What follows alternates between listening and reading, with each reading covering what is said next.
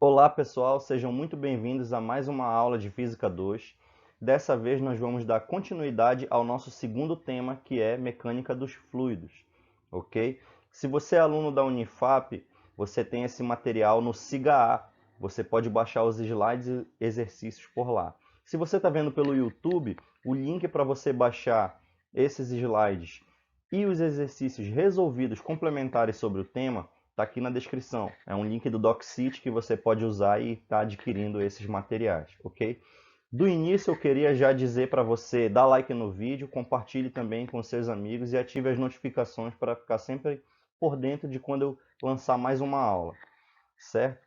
Bem, essa aula, pessoal, eu montei baseado nos livros do Halliday, do Jürgen Friedman e o Moisés Nussbaum, volume 2, ok? E nós vamos falar hoje, nessa nossa segunda aula, sobre a parte de fluidodinâmica. Então, o que vem a ser a fluidodinâmica?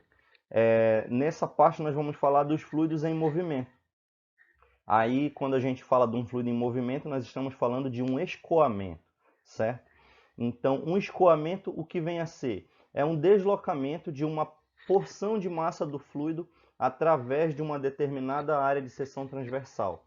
Normalmente a gente estuda o escoamento de um fluido através de um tubo ou de um encanamento, ok? Então vamos lá, vamos dar início à nossa aula. A mecânica dos fluidos é um assunto altamente complexo da física. E existem disciplinas inteiras nos cursos de engenharia, por exemplo, que se dedicam só a investigar esse assunto, só a estudar esse tópico. Aqui em Física 2, o que nós vamos fazer é uma abordagem mais simplificada, onde nós vamos dar uma introdução aos principais conceitos envolvidos no tema, certo? E nós também vamos adotar uma abordagem um pouco mais simples, que vai falar apenas do movimento de fluidos ideais. Por que isso? Porque o movimento dos fluidos reais é muito complicado e ainda não está perfeitamente compreendido, mesmo atualmente. Existem muitos problemas em aberto sobre o estudo dos fluidos reais.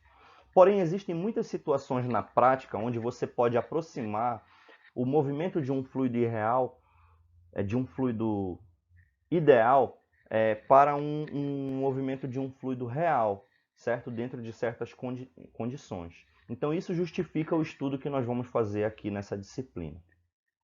Então, nós vamos falar das abordagens que nós vamos adotar e também, depois, logo em seguida, definir o que vem a ser um fluido ideal. Bom, quanto à questão das abordagens, pessoal, existem duas principais que foram seguidas aí ao longo da história dentro da mecânica dos fluidos. A primeira delas, eu já adianto que não é essa que a gente vai usar, mas só para conhecer, é o chamado método de Lagrange. Lagrange, como é que ele se dedicou a estudar a mecânica dos fluidos? Ele entendia que o fluido poderia ser subdividido em pequenas porções infinitesimais de matéria, né? E onde eu atribui uma massa infinitesimal a cada uma dessas porções, e você resolve a equação de movimento do jeito que a gente fazia em Física 1 para cada uma dessas porções. Você vai tratar o fluido como sendo composto de pequenas partículas, e o movimento de partículas é uma coisa que a gente já sabe fazer, certo? Porém, na prática, é muito difícil uma situação onde você esteja interessado em saber calcular a trajetória de um ponto do fluido. Então, por isso, esse método de Lagrange ele não é muito abordado nos livros de física, pelo menos no nível que a gente está buscando. O segundo método, esse sim é o que a gente vai usar aqui, é o método devido a Euler. Então, como é que funcionava o método de Euler? O método de Euler, ele olhava para um ponto fixo do escoamento do fluido e ele procurava observar como que a velocidade muda em módulo e orientação ao longo do tempo para esse ponto. Então, para cada ponto do fluido, você vai ter aí uma velocidade em determinado momento. E então a gente vai definir um campo de velocidades e estudar as variações desse campo de velocidade, certo? Esse método de Euler ele é muito mais prático de trabalhar e é o que a gente vai utilizar aqui. Agora sim, vamos definir o que é um fluido ideal, que é o que está escrito aqui nesse slide. Então, um fluido ideal, pessoal, é um fluido incompressível, não viscoso, que escoa de maneira laminar e irrotacional. Eu vou repetir. Um fluido ideal é um fluido incompressível, não viscoso, que escoa de forma laminar e irrotacional, certo? Então, eu vou detalhar agora aqui o que é cada um desses tópicos. Observa que quando eu faço essas perguntas, são perguntas que podem aparecer aí nas nossas avaliações. Então, fique atento que ao longo de toda a apresentação eu vou fazendo várias perguntas, certo? E essas perguntas são chaves aí do conteúdo. Então, o primeiro ponto é, o escoamento tem que ser laminar. Laminar, pessoal, imagina que você tem uma pilha de cartas de baralho. E essas cartas de baralho, elas são, cada uma funciona como uma camada da pilha. E quando você move uma em relação à outra, ela desliza, certo? Então, quando ela desliza, você move uma camada por cima da outra. É mais ou menos isso que acontece também com um fluido. Por isso que o nome é laminar, né? Que vem de lâmina, ok? Mas de modo mais técnico, a gente define que um escoamento laminar é aquele onde a velocidade do fluido em um ponto fixo qualquer não varia com o tempo, ok? Então, nem em módulo nem em orientação. Então, no escoamento laminar, observa aqui nessa figura ao lado, a gente pode dizer que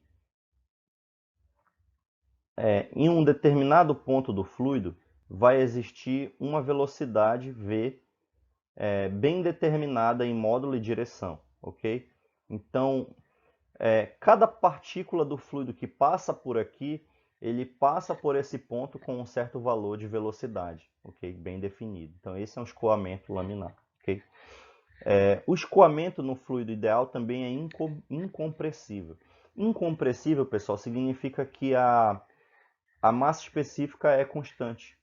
Então, o fluido ele não vai se tornar mais denso ou menos denso ao longo do escoamento. Então, a massa específica tem o mesmo valor em todos os pontos do fluido e em qualquer instante de tempo, ok? Então, a mesma massa específica que você tem no início do escoamento, você tem no final. O escoamento não viscoso, eu acredito que esse aqui é o principal ponto para falar de um fluido ideal, né? É que ele não tem que ser viscoso. Então, um objeto imerso num fluido não viscoso, ele não experimenta a força de arrasto viscoso e se move com velocidade constante no fluido. A viscosidade ela funciona como uma resultante de diversas forças de atrito que surgem quando uma camada do fluido desliza sobre a outra. Então, se você solta uma bolinha, uma esferinha metálica dentro desse fluido, ela não vai sofrer atrito, né, com o fluido. Isso se chama um fluido ideal, ok? Tem mais um ponto que eu vou falar no slide a seguir. Então, o último ponto para a gente definir o escoamento de um fluido ideal é que ele tem que ser um escoamento irrotacional, certo? Então, para entender o que significa essa propriedade, suponha que um pequeno grão de poeira se move com o fluido. Se o escoamento é irrotacional, o grão de areia não gira em torno de um eixo que passa pelo seu centro de massa, embora possa girar em torno de um outro eixo qualquer. O movimento de uma roda gigante, por exemplo, é rotacional, enquanto o movimento dos passageiros é irrotacional. Olha só, galera, eu vou fazer dois desenhinhos aqui ao lado do slide. Aqui em cima, ó, se eu tiver um corpo em forma de esfera, vamos imaginar que ele está dentro de um tubo, né? E ele está escoando junto com um fluido, ok? Vamos dizer que o fluido está escoando nesse sentido. Eu vou traçar uma linha aqui, ó, para indicar a direção, a orientação desse objeto, ok?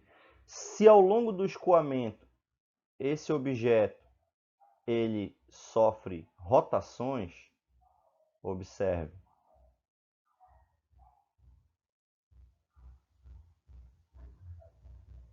Então o que está acontecendo aqui? Ó?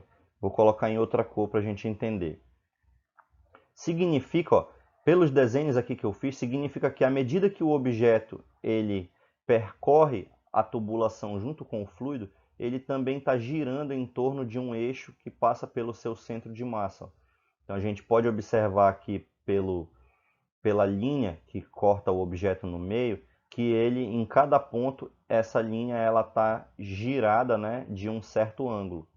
Então, esse aqui seria um exemplo de um movimento rotacional, ok? Então, o corpo ele está girando em torno de um eixo que passa aqui pelo seu centro de massa.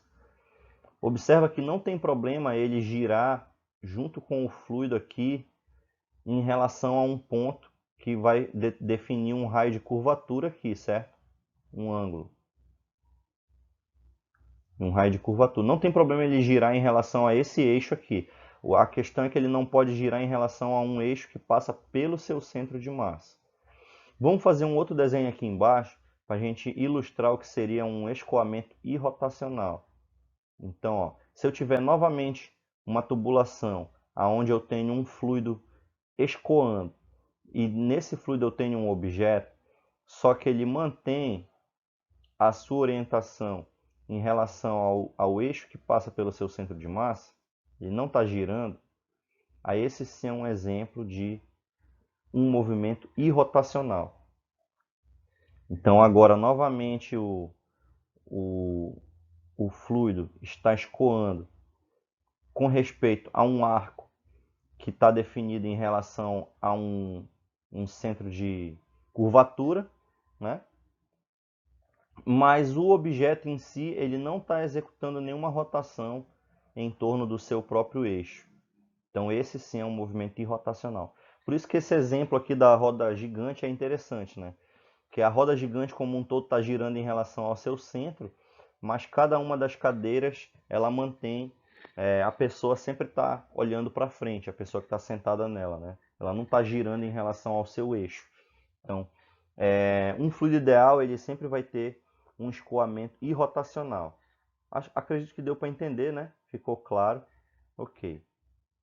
Aqui a gente tem, ó, no caso, um fluido ideal, né? Ele vai ter um escoamento toda vez laminar, ó. E ele não vai ter giros aqui, ó, na parte de trás, certo? Seria um escoamento de um fluido real, onde ele vai ter uma pequena turbulência aqui atrás. Okay? Onde poderia a gente observar um exemplo de um fluido, um escoamento ideal? A gente pode ver, por exemplo, quando você acende um incenso na sua casa, se você tem esse hábito, né? E você observa que no primeiro trecho da fumaça do incenso, ela é um fio. Então ela tem uma forma perfeita, alinhada, que vai funcionar como um escoamento laminar e rotacional. Depois, a uma certa altura, ele já começa a ter um escoamento turbulento. Um outro exemplo que você pode ver na sua casa é quando você abre a torneira, por exemplo, na pia, quando você vai lavar uma louça ou escovar o dente. Você observa que o primeiro trecho do filete de água ele é laminar, certo? Então ele funciona como um escoamento ideal. Aí lá mais abaixo, quando a água ela acelera, né, por ação da gravidade, então ela aumenta de velocidade e a parte de baixo do filete ela já vai ter um escoamento turbulento. Ok? Então vamos dar prosseguimento. Bem, então, ainda falando sobre as simplificações que nós estamos fazendo, nós vamos falar de um escoamento estacionário, ok? Mas antes vamos definir o que é o campo de velocidade que eu falei a princípio. Então, o campo de velocidades é o conjunto de todas as velocidades que a gente pode associar a cada ponto no espaço. Ou seja, se você imaginar uma tubulação aqui, aonde o fluido está escoando, observe aqui no desenho. Ó. Eu vou poder associar a cada ponto aqui um vetor velocidade. E ele vai ter um módulo e uma direção específica para cada ponto do fluido, certo? É muito semelhante a quando você tem, por exemplo, um campo de vetores de direção de campo magnético, né? Quando você pega uma malha de ferro e coloca em volta de um ímã, você vai fazer ali um campo magnético. Ele vai te dar a direção do campo e a intensidade em cada ponto. Aqui é a mesma coisa, só que em vez de campo magnético, nós vamos ter campo de velocidades, ok? O que é o escoamento estacionário? O escoamento estacionário, ou também chamado de escoamento permanente, regime permanente, é aquele escoamento onde o campo de velocidades ele não muda com o tempo. Então, uma vez você definindo um campo de velocidade para o fluido, se esse campo de velocidade for constante, nós dizemos que ele é um escoamento estacionário. Observa que estacionário não significa que o fluido está imóvel. Se o fluido estivesse imóvel, ele não teria escoamento, né? Para que haja escoamento, o fluido ele precisa se mover. O que é constante são os vetores de velocidade a cada ponto do fluido. É o campo de velocidade que tem que se manter constante, ok? O escoamento de água a baixas velocidades num encanamento ligado a um grande reservatório, por exemplo, uma caixa d'água, né, ligado a uma tubulação que você tem em casa, ele pode ser aproximado por um escoamento estacionário, em boa aproximação, né? Bom, agora a gente precisa definir o que é uma linha de fluxo. Uma linha de fluxo, pessoal, é a trajetória seguida por um pequeno elemento do fluido. Então, se eu pegar uma pequena porçãozinha do fluido e pintar ela com um corante, por exemplo, e eu acompanhar, fizer uma fotografia de longa exposição, né, de alta exposição, eu vou observar uma linha ao longo desse fluido. Essa linha é a chamada linha de fluxo, ou também chamada linha de corrente, certo? Em alguns livros aparece como linha de corrente. Por exemplo, se você pegar o Halliday, ele chama de linha de fluxo. Se você pegar o Moisés, ele chama de linha de corrente, ok? E um tubo de fluxo é um feixe de linhas de fluxo. Então, por exemplo, se eu posso pegar uma linha de fluxo só, ou eu posso pegar um conjunto delas. Ó. Aqui no desenho, se eu pegar um conjunto de linhas de fluxo aqui, né? Ó, todas as linhas de fluxo aqui agrupadas, elas vão formar o que a gente chama de tubo de fluxo, certo? Então, o tubo de fluxo é esse feixe. Bom, agora sim. Então, a linha de fluxo é a trajetória seguida, o tubo de fluxo é um feixe de linha de fluxo. A velocidade linear de uma partícula é sempre tangente à trajetória da partícula. Então, é muito fácil, quando você quer saber a direção da velocidade, basta você olhar no desenho das linhas de fluxo, no diagrama, e a velocidade sempre vai ser tangente à linha. No caso dessa figura aqui, a bolinha aqui que está representando um elemento do fluido, ela tem uma velocidade dada por esse vetor aqui em rosa, né? Que é sempre tangente à linha de fluxo, ok? É possível duas linhas de fluxo se cruzarem? Não, porque se eu definir que cada ponto do fluido ele tem uma velocidade específica que é dada pelo vetor tangente à linha de fluxo, se eu tivesse duas linhas de fluxo se cruzando, eu teria uma ambiguidade no valor da velocidade. E isso não é possível se a gente está falando de um fluido ideal escoando num regime estacionário, ok? Então você sempre vai ter as linhas de fluxo separadas, elas nunca vão se cruzar. Agora que nós já definimos o que é um fluido ideal e o que é um escoamento estacionário, ok? Vamos definir as grandezas físicas envolvidas no estudo da fluidodinâmica. A mais importante, a principal que vai existir aqui é a vazão. Então, a vazão, nesse slide aqui, ela está representada pela letra R, né? RV, porque nós estamos falando de vazão volumétrica, ou seja, nós vamos estar relacionando aí a quantidade de fluido em volume que passa através de um tubo, por exemplo, certo? Bom, o que é vazão? Qual é a definição de vazão? Observe as perguntas que eu estou fazendo. A vazão é a taxa de passagem do fluido pelo tubo. Então, quando eu falo em taxa, eu falo em uma razão, né? Então, por exemplo, aqui, ó, a vazão volumétrica, ela vai ser o volume de fluido que atravessa uma determinada área aqui de seção transversal num certo tempo, ok? Então, se eu tiver uma área A e e eu considerar um certo intervalo de tempo, eu vou observar que um determinado volume V ele vai atravessar essa porção A num certo intervalo de tempo, ok? Bom, gente, quando esse volume atravessar aqui essa porção A, o que a gente vai observar é que a quantidade de matéria que atravessa aqui, ó, ela vai formar um cilindro, aonde essa altura do cilindro aqui, ela vai ser dada por uma altura, né, que seria velocidade vezes tempo, ok?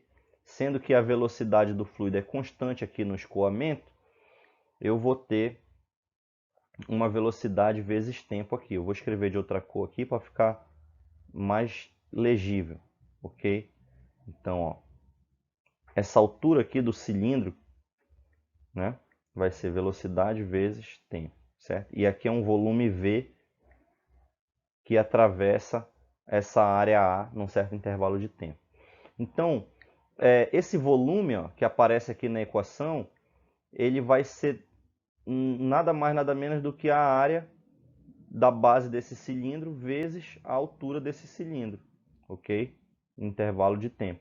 Mas eu acabei de falar que a altura é dada por velocidade vezes tempo.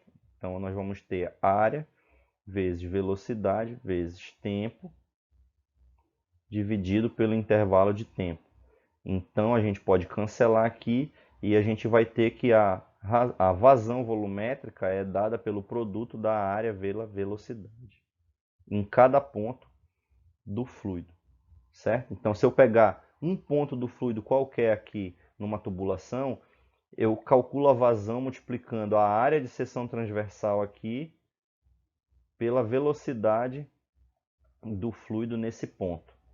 Beleza, galera? Então, observe. Essa aqui é a definição de vazão volumétrica. Ó. É o volume do fluido que atravessa uma determinada área de seção transversal num certo intervalo de tempo. E aqui é uma outra maneira de nós apresentarmos a vazão. O que vai acontecer aqui em relação à equação da continuidade, que é o que está representado nesse slide? A equação da continuidade ela é uma expressão do princípio da conservação da massa. Então, o que significa a equação de continuidade? Ela diz que o produto, aqui ó, AV, que é o produto da área de seção transversal pela velocidade, é constante, no caso de um fluido incompressível, né? E por que isso se chama continuidade? Porque ele quer dizer o seguinte, ó, que eu preciso ter uma velocidade maior quando a área de seção transversal é menor, para que o fluido não se acumule aqui num determinado ponto. Então observa aqui, eu vou apagar aqui ó, o que eu risquei aqui em cima da figura, só para a gente entender. Então observa aqui o seguinte, ó, se eu tenho essa porção do fluido que está pintada aqui em amarelo, escoando por dentro dessa tubulação, e de repente o tubo ele se afunila, ou seja, ele diminui aqui de diâmetro, né? Eu obrigatoriamente vou precisar aumentar a velocidade. Por quê? Eu não poderia ter o fluido escoando com a mesma velocidade porque uma quantidade maior aqui ó, do fluido vai estar chegando nesse ponto e ele precisa passar. Então, esse pedacinho aqui mais estreito, ele vai precisar andar mais rápido para que essa outra quantidade maior de matéria que vem atrás ocupe esse espaço, né? Então, o fluido ele não poderia se comprimir aqui nesse ponto. Da mesma maneira, quando ele sai, ele precisa diminuir a velocidade. Se ele chegar de novo aqui numa região onde a área de seção transversal é maior, ele precisa desacelerar e sair com uma velocidade menor. Porque se ele sai com a mesma velocidade alta, eu vou criar um buraco aqui no fluido, uma região vazia. E essa região vazia ela não acontece. O que a gente não observa isso experimentalmente. A gente observa que o fluido ele sempre mantém um aspecto contínuo. Daí o nome da equação da continuidade. E ela basicamente quer dizer que toda a massa do fluido que entra no início da tubulação, ela tem que sair ao final, né? Nenhuma porção de massa deve ser criada ou destruída no interior da tubulação. Então a equação de continuidade ela está ligada aí com o princípio da conservação da massa, ok?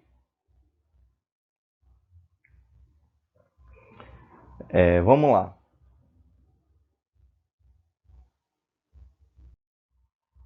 Continuando. Então, a equação de continuidade, já ela afirma que o produto, a vazão volumétrica, né, que é o produto A vezes V, ele é constante, né, ao longo de todo o escoamento. Então, já que ele é constante, a gente pode escrever a equação da continuidade assim. A gente compara a vazão num ponto inicial com um ponto final. E constante significa que a vazão tem que ser a mesma, né? Então, se cair uma pergunta assim para você, como é que varia a vazão ao longo de um escoamento de um fluido ideal no regime estacionário? A vazão ela é constante, ou seja, ela não varia. Então, como é que varia a vazão? Na verdade, ela não varia. Quem varia, pessoal, é a velocidade de escoamento e a área de seção transversal se a tubulação ela tiver partes mais estreitas e partes mais largas, ok? Então observa por essa equação aqui que a área e a velocidade elas são inversamente proporcionais. Então aqui onde eu tenho uma área menor, eu preciso ter uma velocidade maior. E aqui onde eu possuo uma área maior, eu preciso ter uma velocidade menor, né? Para que esse produto se mantenha constante. Isso aqui você já deve ter experimentado aquela situação de quando você está molhando, por exemplo, um jardim com uma mangueira, ou você vai lavar o carro e você usa uma mangueira, né?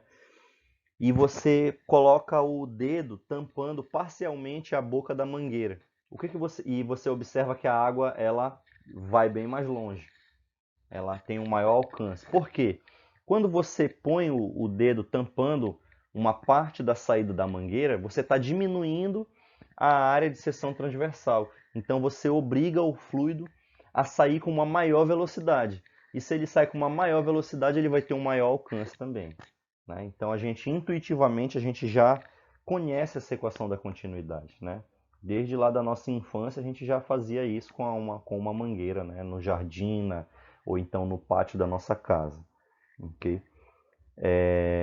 Gente, essa razão aqui, essa vazão RV é chamada de vazão volumétrica e ela representa a quantidade em volume de fluido que atravessa a área de seção transversal num tempo t. Mas se eu estiver interessado em saber a razão em massa, se eu estiver interessado em saber a quantidade de massa do fluido que atravessa uma certa área de seção transversal num tempo t.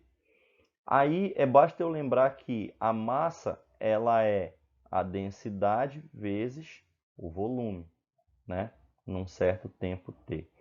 Mas aqui, ó, volume sobre tempo, isso aqui é a razão volumétrica.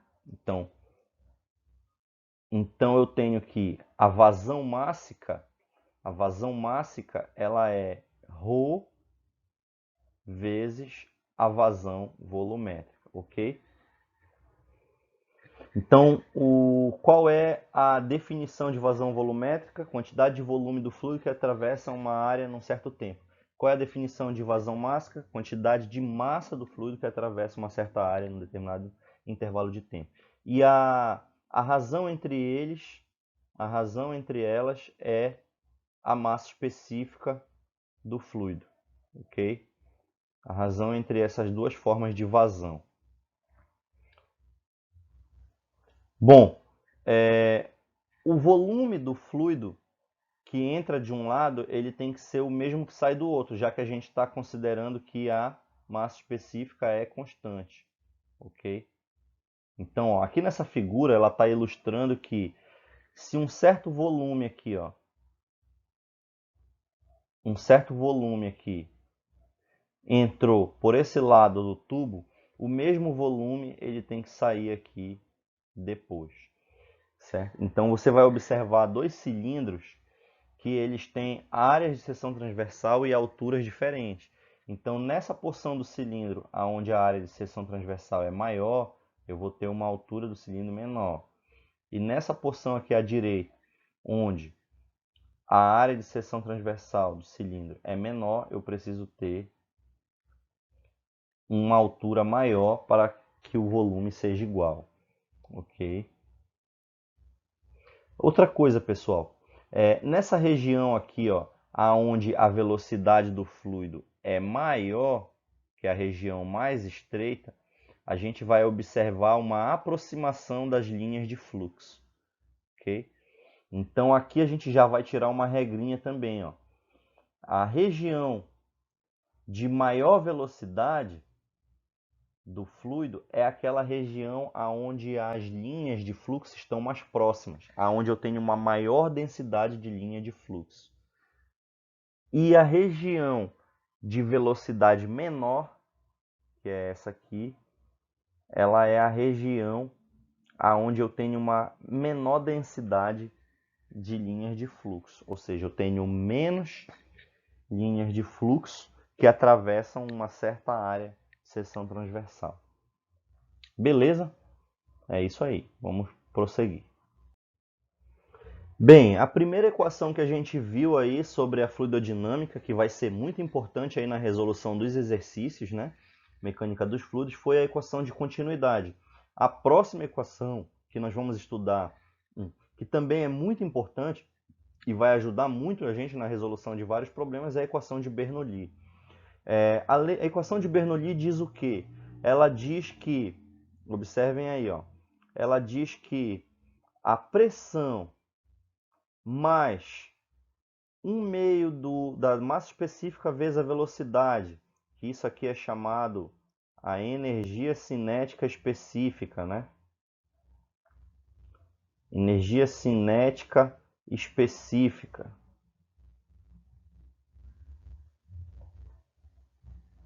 Mais esse termo aqui, que representa uma espécie de energia potencial específica, né?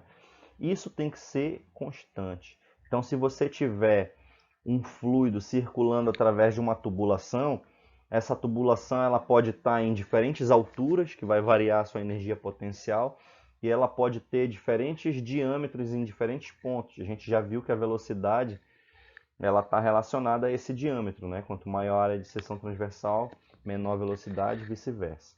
Então você pode ter pressão, velocidade e altura variando em cada ponto da tubulação onde o escoamento está acontecendo, porém essa soma aqui ela tem que ficar constante.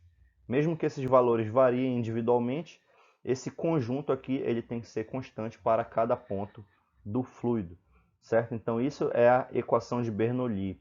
Esse resultado ele foi publicado por Daniel Bernoulli em seu tratado Hidrodinâmica do ano de 1738, né? É interessante na história da ciência essa família dos Bernoulli. Eles tinham cerca de 18 cientistas na família. Um era físico, outro era matemático, outro era médico, outro era engenheiro, né? E vários deles deram contribuições aí. Então, às vezes, quando a gente fala Bernoulli, a gente vê equação de Bernoulli, teorema de Bernoulli, nem sempre é o mesmo Bernoulli, certo? Então, esse aqui foi o Daniel Bernoulli. E como que se obtém a equação de Bernoulli? Vem da onde isso, né? Essa equação de Bernoulli, ela vem diretamente da lei da conservação da energia mecânica, que a gente já estudou lá em Física 1. Lembram? Energia mecânica ela é a soma, né, da energia cinética com a energia potencial. Então, o Daniel Bernoulli ele aplicou a conservação da energia mecânica a um fluido, né, de um ponto a outro, e ele conseguiu demonstrar esse resultado aqui, que esse termo é constante. Então, essa equação de Bernoulli ela é válida para qualquer tubo de fluxo, ok? Isso aí, então vamos passar aqui adiante. Vamos entender agora como é que funciona a equação de Bernoulli.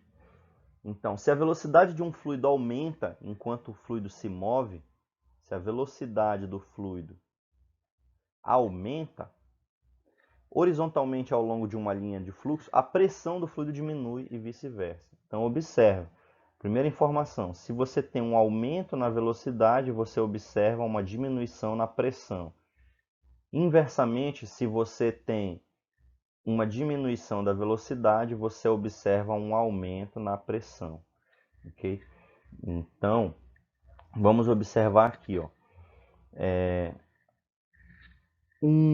O termo aqui, ó, essa somatória aqui desses três termos, ele tem que ficar constante. Então, se você comparar esse ponto aqui do fluido que está representado na figura aqui inicial e esse ponto aqui do fluido em cima que está representado aqui 2 final, eles têm que ter essa constância que está sendo prevista pela equação de Bernoulli, ok?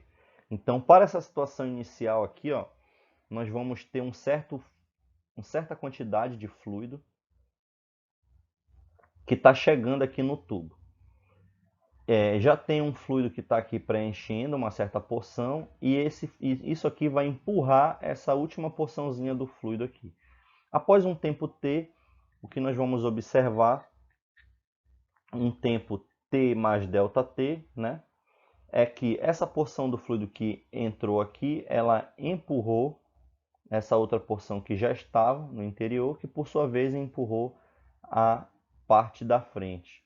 Então, o que a gente observa é que uma porção do fluido exerce uma pressão, né, sobre a outra. Então, aqui vai existir uma força e aqui tem uma área de seção transversal.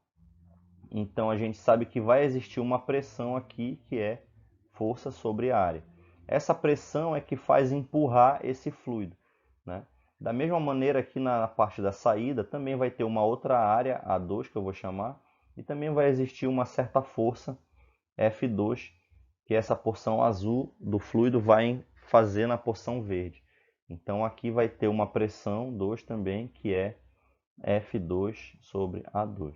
Então, sem essas pressões, não teria como o fluido empurrar a parte adjacente a ele, né? E a equação de Bernoulli ela vai dizer que essas pressões variam inversamente com a velocidade. Beleza? Gente, um resultado muito útil que se obtém diretamente a partir da equação de Bernoulli é o chamado Teorema de Torricelli, né? Ele foi demonstrado pelo mesmo Torricelli lá que a gente conhece da equação de Torricelli da física 1, né? Então, o que diz o Teorema de Torricelli? O Teorema de Torricelli ele dá o valor da velocidade com que um fluido sai por um orifício feito ao lado de um reservatório aberto, né? Então, se eu fizer um orifício aqui ao lado de um reservatório contendo um fluido, esse fluido ele vai escoar e ele vai sair com uma certa velocidade v. Essa velocidade v ela é prevista aqui pelo Teorema de Torricelli e ela é dada por esse termo aqui dentro da raiz. Olha. Raiz de 2 vezes a, a, a razão entre a diferença da pressão P0, que é bem aqui, ó, pressão de dentro do reservatório, pela pressão atmosférica, que é a pressão aqui na saída do orifício, né? Sobre a massa específica do fluido, mais 2 vezes a gravidade e a altura. Essa altura é a altura aqui que o fluido foi colocado em relação ao nível de referência. Okay? Pessoal, como é que se obtém isso? Se você aplicar a equação de Bernoulli aqui, ó, nós temos um ponto 1, que é aqui na superfície do fluido, e um ponto 2 aqui na saída. No ponto 1, você vai ter a pressão P0, a velocidade 1 ela, eu vou chamar aqui, ó, a pressão 1, ela vou chamar de P0. A velocidade 1 aqui eu vou dizer que é nula, porque como esse orifício ele é muito pequeno em relação ao tamanho do reservatório, à medida que a água escorre aqui, o nível da água aqui do reservatório ele praticamente não baixa. Então, se ele não baixa, a gente não observa a movimentação aqui dessa camada do fluido acima. Então, por isso que a gente diz que a velocidade é nula, ok? E a gente tem a altura que também é o y1 aqui vale zero, ok? Então você vai ter um lado da equação de Bernoulli aqui com esses valores e o outro lado da equação de Bernoulli você vai ter a pressão aqui, que é o P2, na saída vai ser igual à pressão atmosférica, porque ele está em contato com o ar, é uma extremidade aberta aqui, né?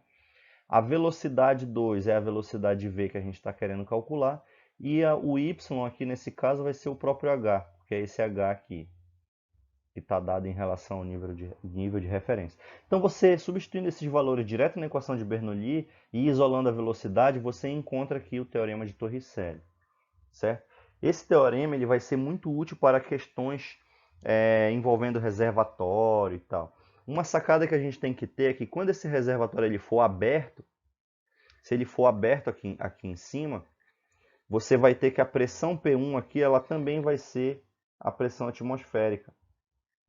Então, olha só, se você tiver aqui que o P0 ele é igual à pressão atmosférica, observe aqui na equação que no caso do reservatório aberto, você vai matar esse termo aqui, ó. E você vai ter que a velocidade ela é raiz de 2GH.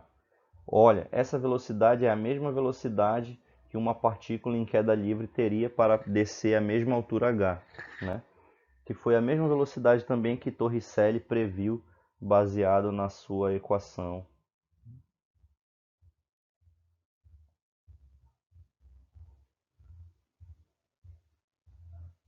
Equação de Torricelli, que está aqui abaixo. Se você abandona o objeto do repouso, a velocidade inicial é zero e você vai ter essa mesma equação, ok?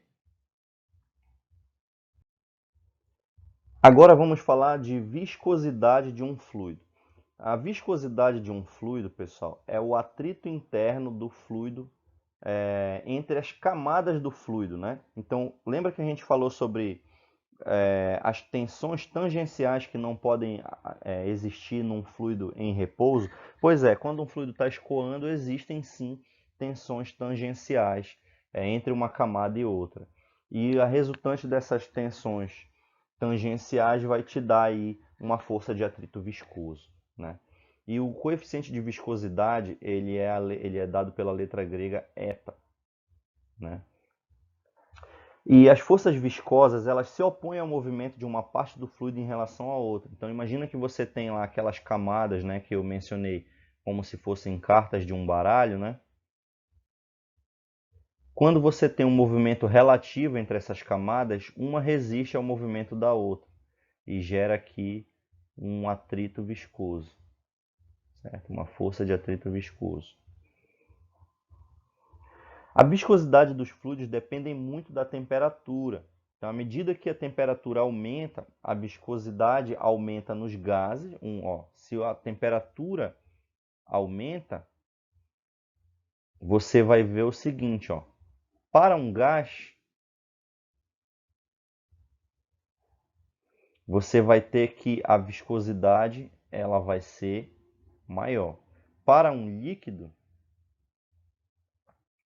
você vai ter que a viscosidade ela vai ser menor, ok? Um fluido viscoso sempre tende a aderir numa superfície sólida em contato com ele. Então, por exemplo, o piche, o mel, eles são fluidos bem viscosos. Então, eles são muito grudentos, vamos dizer assim, né? Muito aderentes. Okay? Bom, existe uma camada fina, chamada de camada limite do fluido, nas proximidades da superfície, ao longo da qual o fluido praticamente está em repouso em relação à parte sólida. Então, quando a gente tem um fluido escoando aqui numa tubulação, essa parte do fluido que está encostada aqui nas paredes da tubulação, nós dizemos que ela tem velocidade zero, certo? E as camadas interiores do fluido aqui, elas vão ter uma velocidade v, e essa velocidade v, ela é maior à medida que você se aproxima do centro do tubo. Então a gente vai observar aqui um perfil de velocidades, né? Então se a gente pegar aqui, ó, determinar um eixo y aqui ao longo do tubo, a gente vai observar como essa velocidade varia com y. Aqui nos pontos inicial e final do tubo, a velocidade é nula, né? Então nas extremidades do tubo a velocidade é nula, e à medida que você se aproxima do centro, essa velocidade ela vai montando um perfil, e esse perfil ele é, pessoal, parabólico, ok? É um perfil parabólico. Então, o perfil de velocidades aqui, ele é dado por uma equação de segundo grau, ok? É por isso que a poeira ela adere nas pás de um ventilador, né? Então, mesmo quando o ventilador ele gira muito rápido, você sempre vai ter porções de um fluido, que no caso é o ar, que está em contato com a hélice do ventilador, ela vai estar em repouso, então ela vai colar ali, vai grudar, né? E é por isso também que a gente não consegue tirar toda a sujeira de um carro só molhando ele com uma mangueira, porque mesmo que a água escorra por cima do carro, sempre vai ter um filete de água que está imediatamente em contato com a lataria do carro, que ele vai estar praticamente em repouso. Então ele vai ficar colado, vai tentar aderir. Lembrando que nenhum fluido é 100% não viscoso, né? Todo fluido ele possui uma viscosidade mínima ali, né? Pelo menos mínima. Até mesmo a água, o ar, que são fluidos poucos viscosos, mas a viscosidade não é nula. Uma outra forma de você definir a viscosidade, né, sem falar aqui na questão do atrito interno, é você dizer que a viscosidade é a dificuldade que o fluido possui de escoar, né? Então, quanto mais viscoso o fluido, mais dificuldade ele tem de escoar. Quanto menos viscoso for o fluido, menor a dificuldade, ou seja, maior a facilidade dele escoar. Beleza? Então vamos passar à frente. Pessoal, turbulência. Turbulência, pessoal, ela é a situação contrária do que a gente teria de um escoamento laminar. Então, lembra quando eu falei da questão da fumaça do incenso? A fumaça do incenso ela começa aqui num escoamento linear, laminar, e aí em certo momento ela entra num escoamento turbulento. Ela começa a laminar embaixo, enquanto as partículas estão com baixa velocidade. Aí quando a velocidade está alta, ela entra para um escoamento turbulento. Então existe um valor de velocidade limite, né? Então quando a velocidade do escoamento de um fluido supera um certo valor crítico, o escoamento deixa de ser laminar e ele passa a ser turbulento, certo? Então essa velocidade limite que separa aqui o laminar e o turbulento, ela vai ser dada por um número que é chamado número de Reynolds, certo? Então esse número de Reynolds ele vai estar associado aí com essa natureza do fluido, né? De ter mais tendência ao escoamento laminar ou mais tendência ao escoamento turbulento. Se você ver também lá na torneira da sua casa, né, quando você tem lá água aqui jorrando, né, você vai observar que no início o escoamento é laminar e aí em certo ponto ele passa a ser também turbulento. Então, tanto no caso aqui do exemplo da fumaça, como no caso do exemplo da água, existe um valor crítico de velocidade para o qual, quando essas partículas do fluido aceleram o suficiente, o escoamento deixa de ser laminar e passa a ser turbulento. Certo? Então, quem já viajou aí de avião deve lembrar que em certos instantes, muitas vezes, né, numa viagem, o comissário de bordo ou a aeromoça avisa assim que pessoal, apertem os cintos, peçamos que fiquem sentados, afivelem os cintos, pois estamos passando por uma região de turbulência. Ou seja, significa que o ar em volta do avião, ali naquela região, ele está escoando de modo turbulento. E o escoamento turbulento, ele é um escoamento aonde o perfil de velocidades, o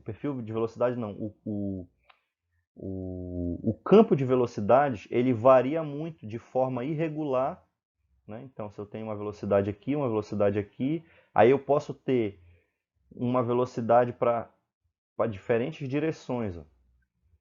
Então, quando você tem um escoamento turbulento, o, o campo de velocidades ele varia de maneira irregular e muito rápida,